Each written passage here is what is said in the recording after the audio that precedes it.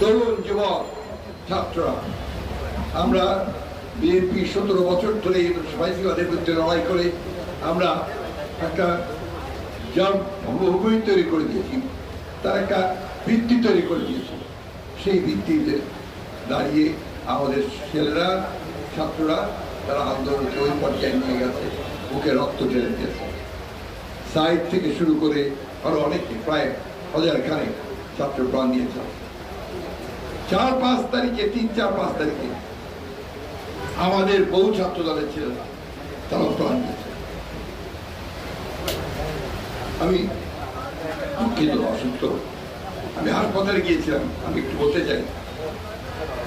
পঙ্গু হাসপাতালে তখন ১২৪টা পঙ্গু হাসপাতাল ছিল।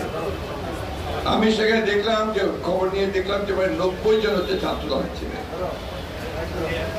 এটা আপনারা বলবেন যে এখানে আমাদের অবদান আছে, এটা জোর গলায় বলতে হবে, কিন্তু কখনো কোনো সংঘাত বা সংঘর্ষ সৃষ্টি করা যাবে না, এক ঐক্যবদ্ধ হয়ে কাজ করতে হবে।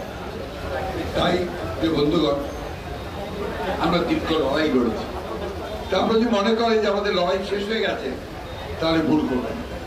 এখন অত্যন্ত একটা ভাসমান অবস্থা আছে। যে কোনো মুহূর্তে ভারতে যিনি বসে আছেন শেখ হাসিনা, তিনি তার সুযোগ গ্রহণ করতে পারেন এবং চক্রান্ত শুরু করেছে। সেই চক্রান্তকে প্রতিরোধ করাই এখন আমাদের কাজ।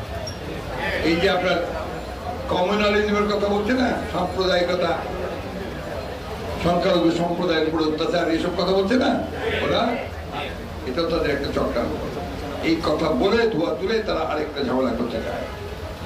আপনাদের দায়িত্ব হচ্ছে যে নিজ নিজ এলাকায়, প্রত্যেকটি এলাকায় নিজেদেরকে ব্রিগেড তৈরি করবেন, শান্তি ব্রিগেড। শান্তি ব্রিগেড করে পাহারা দেবেন সমস্ত সংখ্যালঘুদের উপাসনালয়, মন্দির, গির্জা, এই সমস্ত পাহারা দেবেন। তাদের ব্যবসা প্রতিষ্ঠান, তাদের জীবনমানের দায়িত্ব দিতে আপনাদের। আমার একজন শিক্ষক ছিলেন, আমাদের খুব নাম করা আলেম ছিলেন, মৌলানা সাহেব। তিনি বাবরি মসজিদের গঠনের সময় তিনি বলেছিলেন, সকলকেই বলেছিলেন যে দেশের সংখ্যালঘুরা হচ্ছে সংখ্যা গুরুদের, অর্থাৎ আমাদের আমানত, পবিত্র আমানত। আর এই আমানত যে খেয়ানত করে সে আর মোমেন্ট থাকে না। এই কথাগুলো মাথার মধ্যে সকলকে রাখতে হবে এবং সেইভাবে তাদের প্রোটেকশনের ব্যবস্থা আমাদেরকে করতে হবে। আর আমাদেরকে আমাদের নেত্রী নির্দেশ অনুযায়ী প্রেম ও ভালোবাসা দিয়ে আমাদেরকে দেশকে সামনে এগিয়ে নিয়ে যাওয়ার চেষ্টা করতে হবে। আমরা যখন সোশ্যাল মিডিয়াতে পত্র পত্রিকায় কিছু বিরূপ খবর দেখি, তখন কিন্তু আমরা আতঙ্কিত হই। আবার কোন নতুন ষড়যন্ত্র শুরু হচ্ছে জনগণের অধিকার থেকে বঞ্চিত করবার জন্য, আবারও কোন নব্য ফেসিবাদ এসে উপস্থিত হচ্ছে কিনা, এদিক থেকে সাবধান থাকতে হবে।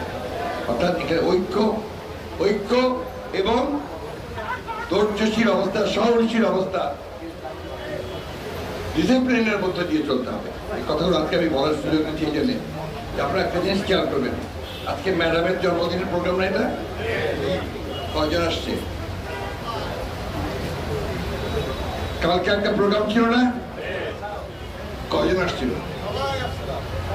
না, আসে নাই। কেন মিথ্যা কথা বলছে? অনেক কম, আজকেও কম। কেন?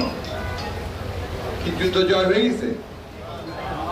না, এই যুদ্ধকে জারি রাখতে হবে, এই সংগ্রামকে চালিয়ে যেতে হবে।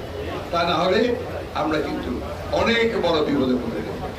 আমি বক্তব্য বাড়াতে চাই না। এক ফ্যাসিবাদকে পরাজিত করেছি আমরা, নব্য ফ্যাসিবাদের যেন না আসতে পারে তার জন্য আমাদেরকে সজাগ থাকতে হবে। আর এই সরকার মনে রাখতে হবে, এই সরকার একেবারেই নতুন সরকার, ইন্টারিম সরকার। তার দায়িত্ব হচ্ছে সে নির্বাচন করে দিয়ে যাবে, তাই না? কিছু জঞ্জাল জমা হয়েছে, তো এই জঞ্জাল তো সলভ করতে হবে, ওইটুকু সময়কে তারা দিতে হবে, তাই না? সেইভাবে কাজ করে এখন এই আমাদের সংগ্রামকে জারি রাখতে হবে। ম্যাডামের যে আদর্শ তাকে অনুসরণ করতে হবে, ম্যাডামের যে বক্তব্য তাকে আপনার প্রতিষ্ঠিত করতে হবে, প্রেম ভালোবাসা নিয়ে সামনের দিকে যেতে হবে।